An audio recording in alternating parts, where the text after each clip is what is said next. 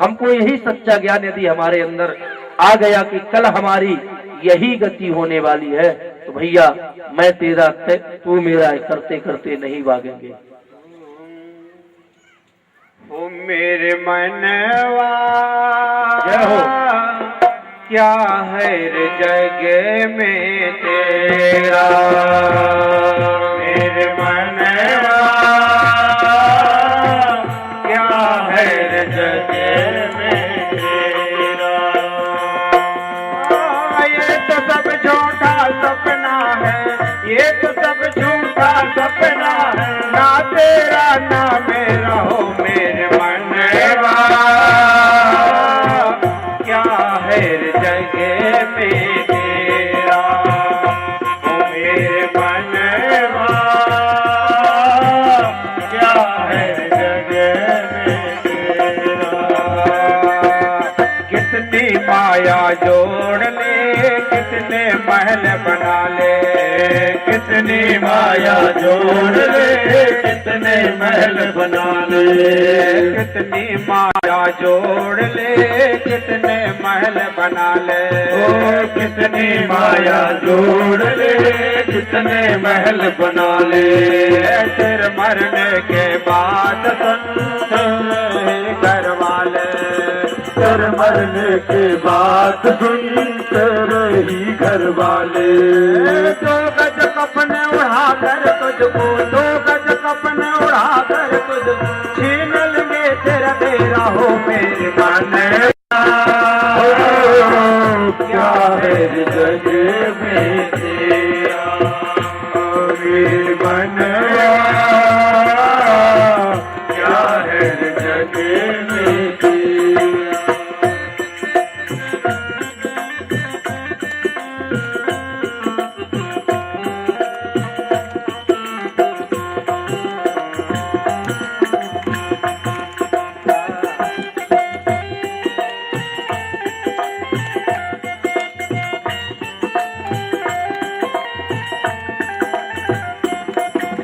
कोठी बंगला कार देख तो क्यों इतना इतराए, कोठी बंगला कार देख तू क्यों इतना इतराए, कोठी बंगला कार देख तो क्यों इतना इतराए, कोठी बंगला कार देख के क्यों इतना इतराए। पत्नी और बच्चों के बीच तो फूला नहीं समाये, पत्नी और बच्चों के बीच में फूला नहीं समाये। 4 दिनों के चांदनी है, 4 दिनों के चांदनी है, फिर आए गया तेरा हो मेरे मनवा। क्या है जग में तेरा मेरे मनवा, क्या है जग में तेरा। ये तो सब झूठा सपना है, ये तो सब झूठा सपना है, ना तेरा ना मेरा हो मेरे मनवा। क्या है जग में तेरा मेरे मनवा, क्या है जग में तेरा। मूर्ख अपनी मुक्ति का तो जल्दी करे उपाया, मूर्ख अपनी मुक्ति का तो जल्दी करे उपाया। किस दिन किसी घड़ी में तेरा बाह पकड़ ले जाए, किस दिन किसी घड़ी में तेरा बाह पकड़ ले जाए। तेरे साथ में घूम रहा है, तेरे साथ में घूम रहा है, बन के काल लुटेरा हो मेरे मनवा। क्या है जग में तेरा ओ मेरे मनवा, क्या है जग में तेरा। ये तो सब झूठा सपना है, ये तो सब झूठा सपना है, ना तेरा ना मेरा हो मेरे मनवा। क्या है जग में तेरा ओ मेरे मनवा, क्या है जग में तेरा। पाप कमाया तूने बहुत, अब तो धर्म कमा ले। पाप कमाया तूने बहुत, अब तो धर्म कमा ले।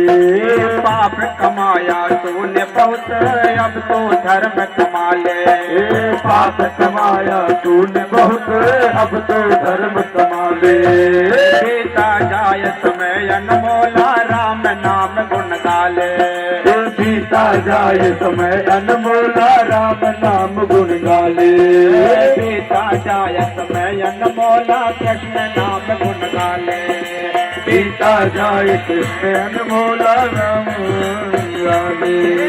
कृष्ण नाम से मिट जाएगा, कृष्ण नाम से मिट जाए जन्म जन्म का तेरा हो मेरे मनवा।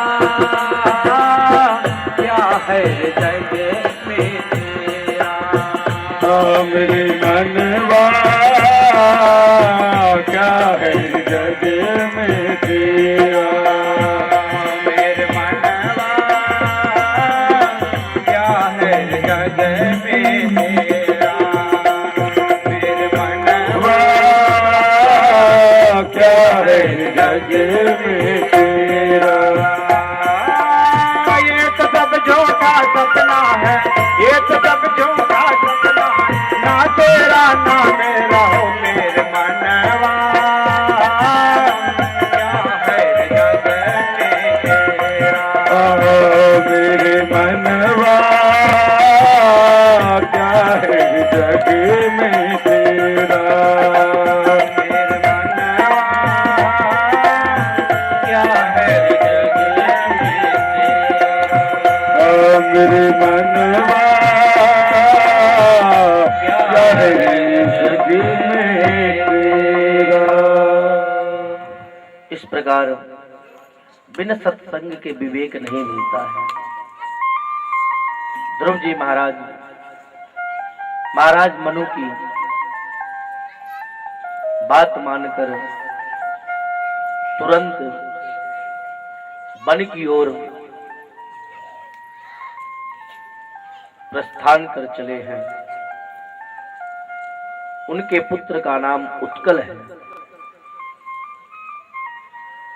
उत्कल ने राजपाट संभाला है। आज ध्रुव जी को मेरे प्रभु के साकेत वैकुंठ धाम से सुंदर विमान आया है लेने के लिए। ध्रुव जी विमान में बैठने लगे, उसी समय वहां एक देवी प्रकट हो गई। ध्रुव जी ने पूछा, देवी आप कौन हैं? वह देवी अपना परिचय देती है कि मेरा नाम मृत्यु है। ध्रुव जी ने पूछा, आपका कैसे आगमन हुआ? मृत्यु देवी कहती है, महाराज इस मृत्यु लोक में जो भी आया है बिना मुझे गले लगाए नहीं जा सकता है। ध्रुव जी ने कहा, ठीक है माता जी, हम आपको भी गले में लगाएंगे, गले से लगाएंगे। जरा सर नीचे करिए। और जैसे मृत्यु देवी ने अपने सिर को नीचे किया है कि मृत्यु के सिर पर पैर रखकर ध्रुव जी महाराज भगवान के दिव्य विमान पर सवार हो गए। आचार्य सुखदेव कहते हैं, राजन सत्संग के प्रभाव से, संत के माध्यम से ध्रुव ने मृत्यु पर विजय प्राप्त कर ली।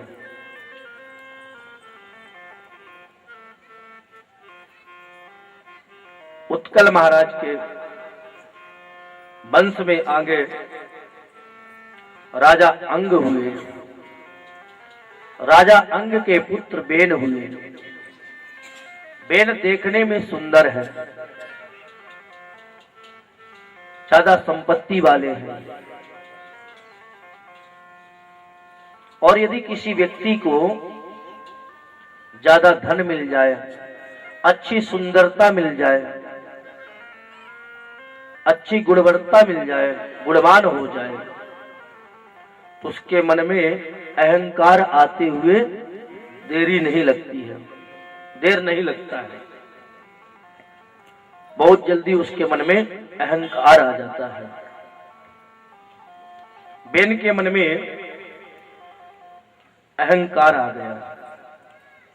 अच्छा पद है, अच्छा धन है, अच्छा स्वरूप है, तो वह गाय, ब्राह्मण और संतों से द्वेष करने लगा।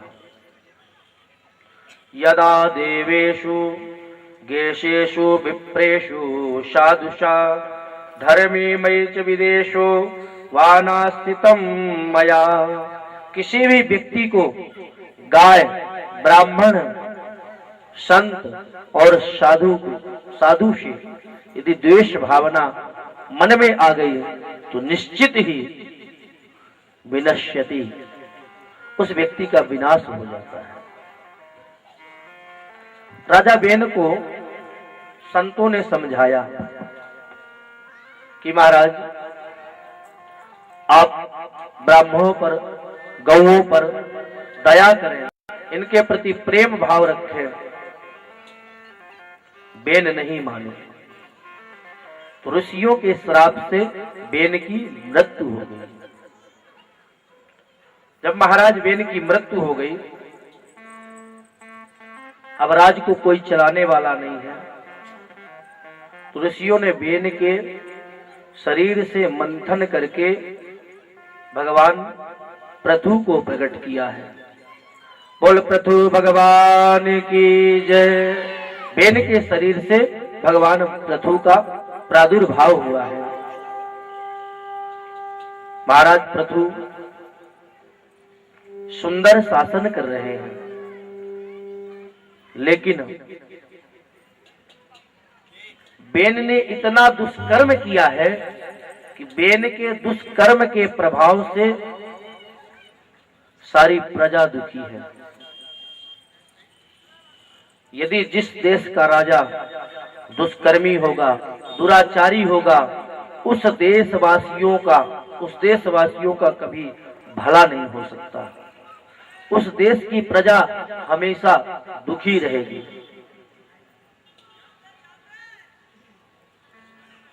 जो पिता दुराचारी होगा, उसका पुत्र सदा दुखी रहेगा। बेन ने दुष्कर्म किया, उस दुष्कर्म का फल उनके पुत्र पृथु को भोगना पड़ रहा है। बाढ़ पुत्र पिता के धर्मा, खेती उपजे अपने कर्मा।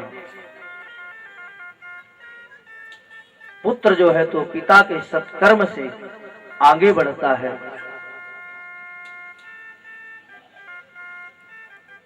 महाराज पृथु बहुत दुखी है। महाराज इतना अकाल पड़ गया उनके राज्य पर, यदि 1 किलो अनाज बोते तो 100 ग्राम भी उसमें नहीं मिलता। पृथु महाराज को बड़ा क्रोध आया, पृथ्वी के ऊपर बड़ा क्रोध आया और पृथ्वी को मारने के लिए दौड़ पड़ी।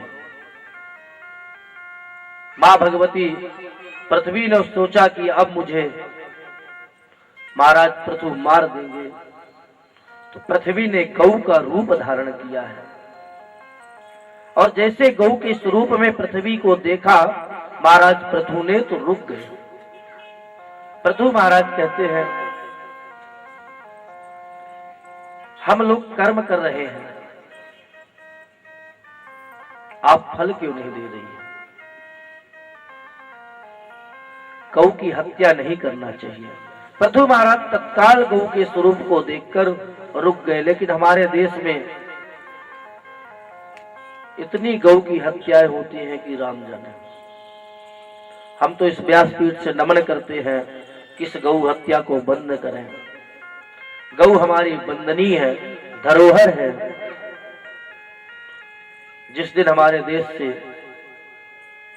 गौवंश नष्ट हो जाएगा, तो इतना याद रखिए कि हमारा देश विनाश की ओर, हमारे देश को विनाश की ओर जाने से कोई नहीं रोक सकता।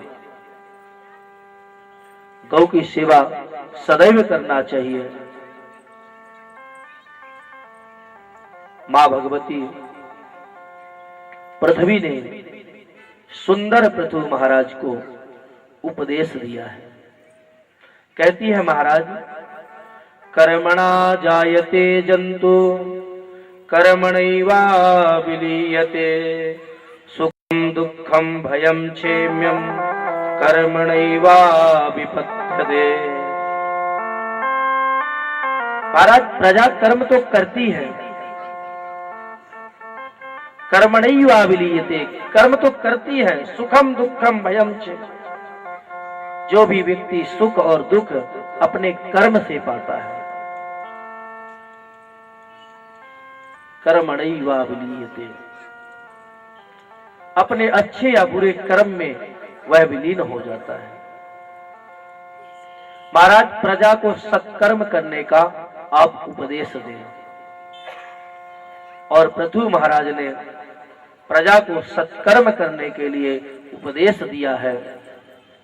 और प्रजा जब सत्कर्म, सुंदर कर्म, अच्छा कर्म की, तो महाराज पृथु के राज्य की सारी प्रजा खुशहाल हो गई और पृथु महाराज स्वयं जाकर सत्कर्म करने लगे हैं। जब पृथु महाराज सत्कर्म करने लगे, उनकी सारी प्रजा खुशहाल हो गई। इस प्रकार आचार्य सुखदेव बड़ा अद्भुत प्रसंग, आचार्य सुखदेव बड़ा अद्भुत प्रसंग राजा परीक्षित को सुना रहे हैं। यह सुनकर